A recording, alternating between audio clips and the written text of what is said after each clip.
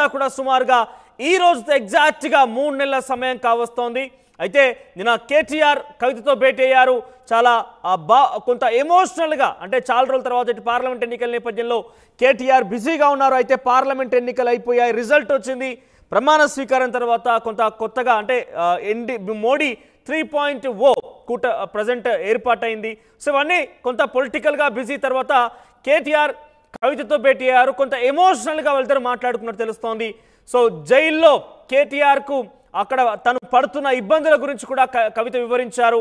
ఇక నాన్న ఆరోగ్యం ఎలా ఉందంటూ కూడా కేటీఆర్తో కవిత అడిగినట్టు తెలుస్తోంది. ఇక పిల్లలు బాగున్నారంటూ కూడా కవిత ఆ విషయాన్ని కూడా ఆరా తీశారు. ఇక ఎన్నికల తీరుపైన కేటీఆర్తో కవిత ముచ్చటించారు. గత పార్లమెంట్ ఎన్నికల్లో బీఆర్ఎస్ పార్టీ కుప్పకూలిపోయిన పరిస్థితి గురించి కూడా ఒకసారి ఆవిడ అడిగి తెలుసుకున్నారు. ఇక కవిత జైలుకి వెళ్ళి ఎగ్జాక్ట్గా ఈ రోజుతో 3 నెలల సమయం పూర్తయింది. ఈ రోజుతో కరెక్ట్గా 3 నెలల సమయం ఈడీ తన అదుపులోకి తీసుకోవడం, సిబిఐ విచారించంతా కూడా మార్చి 15న ఎగ్జాక్ట్గా కవిత లిక్కర్ స్కామ్లో ఫర్ ఫస్ట్ టైం పోలీసులు అదుపులోకి తీసుకున్నారు. ఆ రోజు నుంచి ఈ రోజు వరకు సుమారుగా ఎగ్జాక్ట్గా 3 నెలల సమయం కావస్తోంది. ఇక ఇన్ఫ్యాక్ట్ కవిత జైల్లో పడుతున్న ఇబ్బందుల గురించి కూడా కేటీఆర్తో ముచ్చటించిన సమయంలో న్యాయం మన వైపు ఉంది, డెఫినెట్గా మనం గెలుస్తున్నాం, బెయిల్ రావడం కోసం మేము కూడా ప్రయత్నం చేస్తున్నాం అంటూ కూడా కేటీఆర్ కవితను ఓదార్చే ప్రయత్నం చేశారు. సో ఇద్దరి మధ్య కాసేపు కొంత ఎమోషనల్గానే ఈ చర్చ కొనసాగింది. ఇద్దరి మధ్య ఈ ముచ్చట కార్యక్రమం కూడా జరిగిందంటూ కూడా తెలుస్తోంది. ఇక భయపడొద్దు, మేమంతా ఉన్నామంటూ కూడా కేటీఆర్ ధైర్యం చెప్పారు. న్యాయం మన వైపే ఉందంటూ కూడా కేటీఆర్ తనకు భరోసా ఇచ్చారంటూ కూడా తెలుస్తోంది. సోరల్గా చాలా రోజుల తర్వాత కేటీఆర్ మొదట్లో తను జైల్లో ఉన్నప్పుడు చాలా రోజులు సుదీర్ఘంగా అక్కడే ఉండి పర్యవేక్షించారు. బెయిల్ విషయంలో కావచ్చు, ఈడీ ప్రశ్నల వర్షంలో కురిపించిన నేపథ్యంలో కావచ్చు, సిబిఐ విచారణ నేపథ్యంలో కావచ్చు. కానీ కొంత ఈ పార్లమెంట్ ఎన్నికల నేపథ్యంలో ఎవరు కూడా అక్కడికి వెళ్ళలేకపోయారు. సో కొంతమంది బీఆర్ఎస్ పార్టీ తరఫున కొంతమంది మాజీ ఎమ్మెల్యేలు, బీఆర్ఎస్ యాక్టివ్ లీడర్స్ వెళ్ళి సందర్శించినప్పటికీ కవిత కుటుంబంలో నుంచి ఎవరు కూడా వెళ్ళి కలిసిన దాఖలాలు లేవు. అయితే నిన్న కేటీఆర్ కవితతో భేటీ అయ్యారు. చాలాసేపు ఇద్దరు కూడా ముచ్చటించినట్టు తెలుస్తోంది. చాలా ఎమోషనల్గా, ఎందుకంటే 3 నెలల సమయమైంది. అనేక రకాల ప్రశ్నల వర్షం కురిపించిన పరిస్థితి. ఇక బయటికి రాదేమన్న రకంగా వార్తలు రావడం కావచ్చు. ఇక ఎట్టి పరిస్థితుల్లో కూడా కవిత దీంట్లో ఇన్వాల్వ్మెంట్ ఉందని చెప్పి ఈడీ కింగ్ పిన్గా, అంటే ప్రతి దాంట్లో కూడా కీలక సూత్రధారి పాత్రధారిగా కవిత అంటాడు సిబిఐ ఈడీలు చెప్పడం కావచ్చు. ఇవన్నీ చూస్తుంటే ఏం జరుగుతుందో, అసలు నా చుట్టూ ఏం జరగబోతోందో అని ఒక ఆందోళనలో కవిత ఉంది. అదే సమయంలో కేటీఆర్ భేటీ అవడంతో కొంత భావోద్వేగంతో కూడినటువంటి చర్చ వాళ్ళిద్దరి మధ్య జరిగింది. సో ఇన్ఫాక్ట్ కేసీఆర్కి సంబంధించిన ఆరోగ్యం గురించి బాగోగులు కూడా తెలుసుకున్నారు. నాన్న ఆరోగ్యం ఎలా ఉందంటూ కూడా కేటీఆర్తో తను మాట్లాడి తెలుస్తోంది. పిల్లల సంగతి కూడా వాళ్ళు ఎలా ఉన్నారు, వాళ్ళ బాగోగుల గురించి కూడా కవిత ఆరా తీశారు. ఒకసారి మాట్లాడే విధాంశానికి సంబంధించిన ప్రతినిధి మధు ఫోన్లో సిద్ధంగా ఉన్నారు. ఎస్ మధు, కేటీఆర్ కవిత ఇద్దరు కూడా భేటీ అయ్యారు. తిహార్ జైల్లో కవితను కేటీఆర్ వెళ్ళి కలిశారు. సో ఎట్లా ఉంది సిచ్యువేషన్? అంటే వాళ్ళిద్దరి మధ్య చాలా భావోద్వేగమైనటువంటి ఎమోషన్స్తో కూడినటువంటి చర్చ జరిగినట్టు తెలుస్తోంది. అది నాన్న ఆరోగ్యం విషయంలో కావచ్చు, పార్టీ కుప్పకూలిన పరిస్థితుల విషయంలో కావచ్చు, ఇవన్నీ కూడా చర్చ కొనసాగిన పరిస్థితి.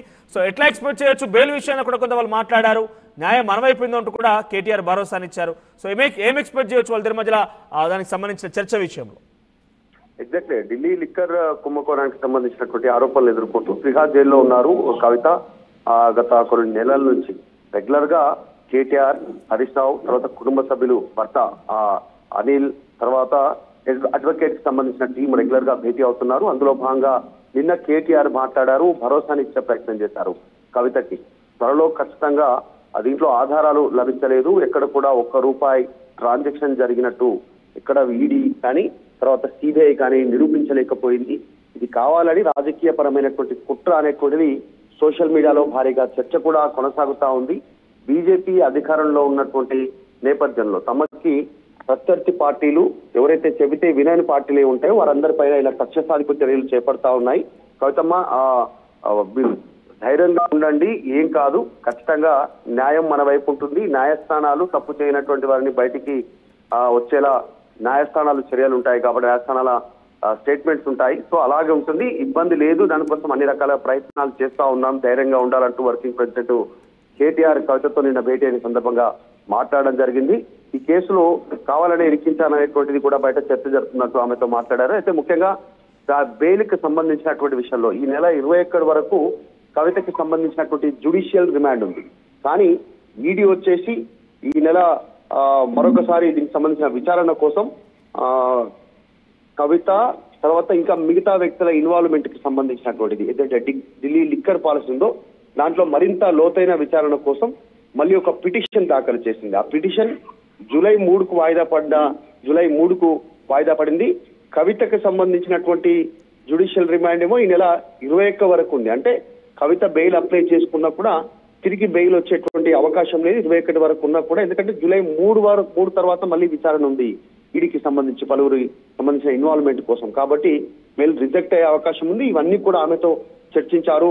మాజీ ఎంపీ వినోద్ గాని, ఆ తర్వాత అమిత్ రావు, దీనికి సంబంధించినటువంటి మరొక అడ్వకేట్, వీళ్ళంతా కూడా మోహిత్ రావు, వీళ్ళంతా కూడా అడ్వకేట్స్ ఆమెతో మరొకసారి భేటీ అయ్యారు. కేటీఆర్ తర్వాత కూడా వీళ్ళంతా కూడా భేటీ అయ్యి వివరించే ప్రయత్నం చేశారు. లీగల్ గా ఈ కేసుకు సంబంధించి ఈడీ, సిబిఐ ఏ రకంగా ముందుకు పోతా ఉంది, మన దగ్గర ఉన్న ఆధారాలు ఏంటి, ఇవన్నీ కూడా వీటితో పాటు ఒక ఎమోషనల్ సంబంధించినటువంటి భేటీ ఖచ్చితంగా అన్న తర్వాత సోదరి ఇద్దరి మధ్య ఒక ఎమోషనల్ సంబంధించినటువంటి చర్చ తావిస్తుంది. పిల్లలు ఎలా ఉన్నారు, తర్వాత వీటన్నిటిపైన చర్చ వచ్చినటువంటి సిచ్యువేషన్ ఉంది. దాంతో పాటు తన పిల్లల గురించి అడగడం కావచ్చు, పార్టీకి సంబంధించిన పరిస్థితులు అడగడం కావచ్చు, వీటన్నిటిని వివరాలు తెలుసుకునే ప్రయత్నం చేశారు. కేటీఆర్ మాత్రం తన సోదరికి భరోసానిస్తూ త్వరలోనే బయటికి వచ్చేలా చర్యలుంటున్నాయంటూ అందుకు భరోసానిచ్చి బయటికి. మధు, మొదటి నుంచి కూడా కవిత బెయిల్ విషయంలో బీఆర్ఎస్ పార్టీ చాలా తీవ్రంగా ప్రయత్నాలు చేస్తూనే ఉంది. పలుమార్లు విచారణ కూడా అవడం కావచ్చు, దాన్ని పొడిగించడం కావచ్చు చూస్తూనే ఉన్నాం. కానీ పార్లమెంట్ ఎన్నికలు అయిపోయాయి. పార్లమెంట్ ఎన్నికల తర్వాత పొలిటికల్ సినారియో కూడా కొంత మారింది.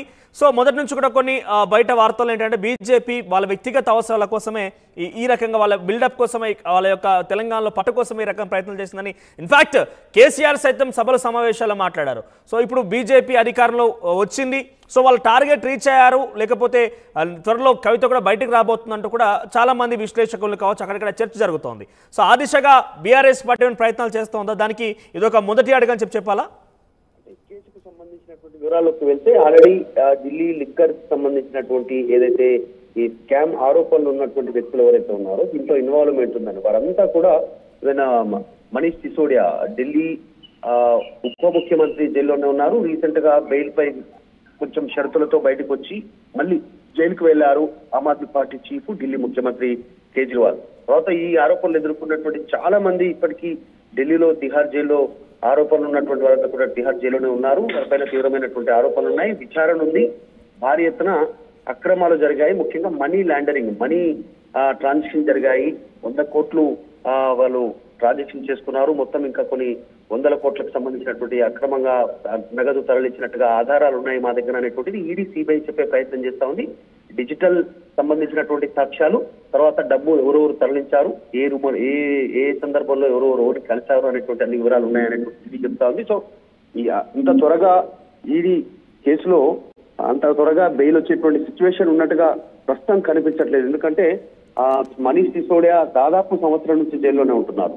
రీసెంట్ గా ఢిల్లీ ముఖ్యమంత్రి వెళ్ళారు. కవిత కూడా 3 నెలలు దాటినటువంటి సందర్భం.